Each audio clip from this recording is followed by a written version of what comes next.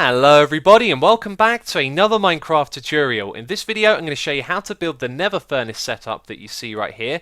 This is going to smelt items in the Nether and take advantage of the practically infinite amount of fuel available through the lava lakes. So this is essentially a delivery system for filling up your buckets with lava and then automatically bringing them over to your furnace array. So one thing I'd like to point out is that we are in peaceful mode and it's probably not a good idea to build your furnace setup out in the open like I've done. But we'll come back to that later, and for now I'm going to break down how the whole thing works. So over here we have a furnace array. This is actually fairly straightforward. You put in the items that you want smelted at the top. They go into the furnaces which already have fuel in them, and then at the bottom your smelted items will come out along with the buckets from the used lava buckets. So this furnace right here, as you can see, has some fuel in it, and the system here is an overflow system as opposed to something that equally distributes all of the fuel that we have. So you'll see that all of these hoppers back here are full up with lava buckets ready to go into the furnace. So the top row right here you can see goes across all of the ones below, and that means we can distribute the lava buckets to all of the furnaces.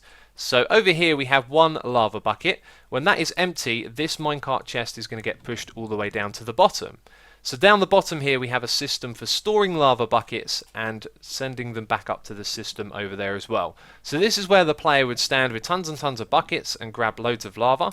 You can put them in the storage system over here, and then the minecart chest will come down to pick them up. So what this contraption here can do is it can put the lava buckets into the minecart chest, and then it will send the minecart chest back up to the system over here when the chest is full or there's no more lava in this hopper right here. So if we go and put some items into one of these chests, you'll see the system starts and immediately the minecart chest goes down to pick up some more lava buckets because there's room in the system for them. So this minecart chest is now going to get filled up all the way, and then it's going to head back up the top, and it's going to put those lava buckets back into the system, and this thing can continue smelting. So before we start the tutorial, I do want to mention a few things that are really important. As I said, we're in peaceful mode right now. It's not a good idea to build this out in the open. You want to do this all enclosed, so it's going to be inside and safe, and I'm going to do the tutorial that way as well, so you can follow what I'm going to be doing here to make sure that all of your things are safe. The next thing to mention is that you should always use fire resistance potions when working in the Nether. That should be a rule of thumb, but especially when working with this because you're going to be going down near the lava lake. Now another thing to mention is that you're going to be collecting the lava with buckets, and as it starts to run out you're going to need to go further out into the lava lake, which you can do by bridging across, but you can also drink your fire resistance potion, jump into the lava lake and start picking up the stuff from down below with your buckets. Now another thing to mention is that the distance between these two spots can be a lot further than this. As long as you don't go out of loading distance, i.e. when you're at the smelter over here, you know, this bit is still loaded in the world, then you should be good to have them far apart from one another, which is why we use the rail to connect them together. So you can have your furnace system maybe all the way up in the top area next to your nether portals, and then you can have a long track coming all the way down to the lava lake, and that should work out just fine. And one last thing to mention is that this is going to use a lot of iron because we rely on lots of iron buckets to fill up the system, so it's probably a good idea to build this if you already have an iron farm. Anyway, that's it for now. We're now going to jump into the tutorial. So you want to find a location like this. You can see we're not far from where we were before, but very nice and enclosed area, probably going to be quite safe from ghasts. And the important thing to point out here is that we're going to be putting our redstone behind all of this wall, so it's going to be nice and secure. So you can come out here to fill up your buckets with lava, and then you come in here to load them into the machine. So we're now going to build that machine. First of all, if we have a look in this chest, these are the materials that you need to build it. And so let's turn around. You can pause the video obviously if you want to count all of those. And let's just place down a couple of redstone blocks. We're going to put blocks on either side. I'm just going to walk through building this, and you can follow how I do it. So there'll be another block back there as well. So we start off with something like that. We're going to put down a powered rail here, a regular rail on this side, a detector rail over here, and then you need to connect it up to this top bit and break that.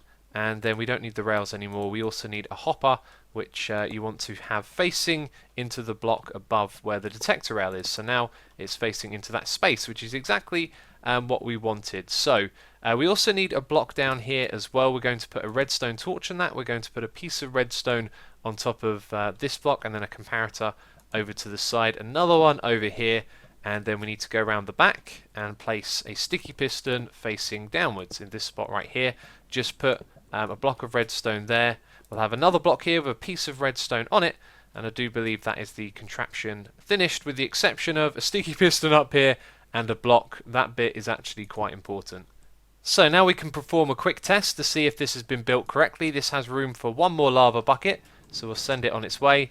And there you go, it gets filled up. Now if we put in an empty one, this one isn't going to get filled up, but this is going to be empty. So you can see that one gets sent on its way as well, and this is empty. And above here is where you're going to build your storage for all of the lava buckets. So depending on how much you want to store, you can just keep stacking them up like this. All you got to do is point a hopper into the chest below it, and then you just want to fill these chests up. And yeah, the more you do, the more lava you can store. The next step is to build the furnace array, so I've cleared out this big room to do that in, and also to demonstrate that you can do this over distances, I made a little staircase here coming up from our setup down the bottom. So we've got a track that's going to bring the minecart all the way at the top here. Of course you don't have to use powered rails for the whole thing, but it does make the minecart chest travel a little bit quicker. So we're going to hook this up to the furnace array, which we're going to build in a moment. Before we do that, these are the materials you're going to need to build this. All of the stuff at the top, including tons of building blocks, maybe not exactly 64. But another thing to mention is the glowstone, the stone brick stairs, and the glass. They're kind of optional. They're like aesthetic choices that I've made, so you don't have to follow this exactly. But anyway, I'm now going to show you how we set up the furnace array. So I've marked out where we're going to be building this, so I can simply place down all of the blocks and tell you that it's 10 across without counting. Then we want to go up by 5 blocks and then come all the way back across. So we're going to have a gap of 4 going up and a gap of 8 going across. And that means that we can put in our chests at the bottom here. So just alternate between the regular chest and the trap chest, so you can have them side by side. Then around the back we're going to place all the hoppers pointing into it. Going to come back round to the front and place our furnaces. You know, you can face these the other way, but this way you'll be able to see the furnace at the front. And then we're going to put hoppers facing down into it like so. And once again we're going to place down some chests. So just alternate between the two and hold down shift to place them on top of the hoppers.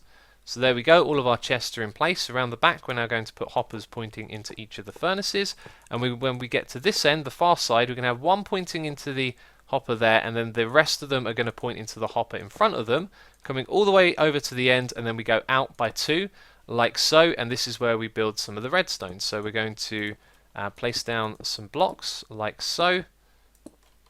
Once you've done that, we'll put the redstone on it. So first of all, a comparator at the bottom down here, facing into this block, where we have a torch, and then last of all, a piece of redstone right here. So this next bit should have been fairly obvious. I've simply connected the powered rail all up to this bit right here. So one thing to mention is that you've got a powered rail, and then you want a gap with a regular rail directly after it before you then go back to a powered rail. So now I'm going to show you some of those aesthetic choices. It's quite simple. I like to put glass in front of the furnaces, although that does mean you can't access them. And then I put some of these stairs on top. That's just so when you're down below, makes it a little bit easier to right click on the chest. You might want to have half slabs, or maybe even make your floor at this level right here as well to help with that. And last of all, I like to put some glowstone above these chests. That means you can still open it, and it will also provide some light. So another thing to mention is that you can kind of see between the little gaps right here, which means you see bits of netherrack behind this. So of course you can encapsulate this a fair amount. You can put blocks all around like this to seal off the gaps, and pretty much the same thing down the bottom as well. So there is one last thing to mention. You are going to need a minecart chest, of course, but once that's on the track, you're then ready to go outside, start filling up your lava buckets and put them into the system and use them. And that is going to be it for this Minecraft tutorial. As always, if you've enjoyed it, please do leave a like, and be sure to check out the tutorials playlist. There's also a world download in the description box down below. But that's it from me at this tutorial. So as always, thank you very much for watching, and I'll catch you next time. Bye bye.